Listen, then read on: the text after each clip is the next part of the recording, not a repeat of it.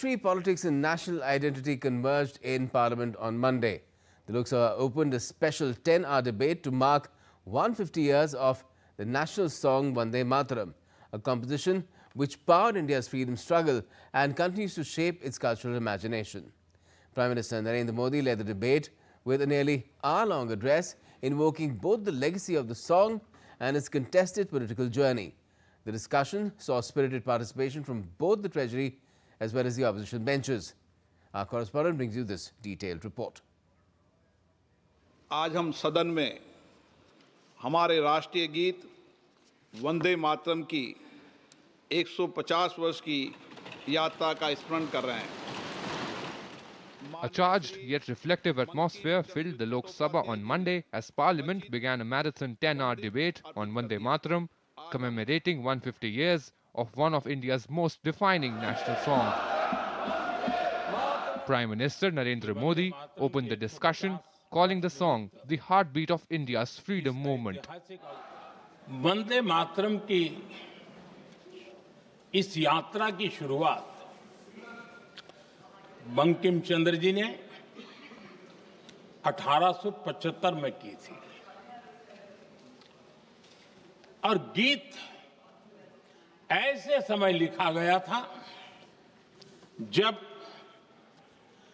1857 के स्वातंत्र संग्राम के बाद अंग्रेज सल्तनत बौखलाई हुई थी, भारत पर भांति भांति के दबाव डाल रही थी, भांति भांति के जुल्म कर रही थी और भारत के लोगों को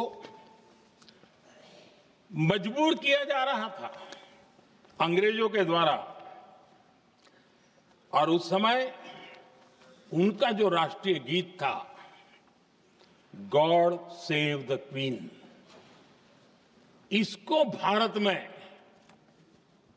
घर घर पहुंचाने का एक षड्यंत्र चल रहा था. ऐसे समय बंकिम दा ने चुनौती दी और ईंट का जवाब पत्थर से दिया और उसमें से वंदे मातरम का जन्म हुआ.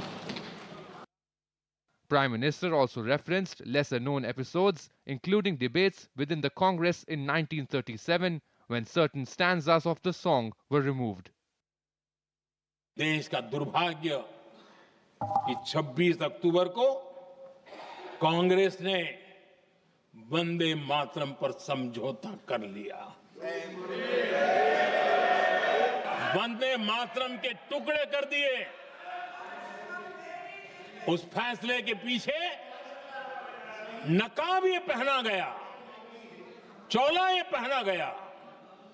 ये तो सामाजिक सद्भाव का काम है, लेकिन इतिहास इस बात का गवाह है कि कांग्रेस ने मुस्लिम लीग के सामने घुटने टेक दिए और मुस्लिम लीग के दबाव में किया.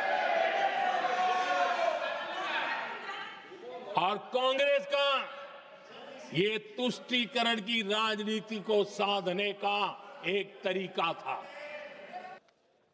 BJP leaders including Anurag Thakur and Bansuri Swaraj underlined how Vande Mataram continues to inspire nationalism and cultural pride in today's India.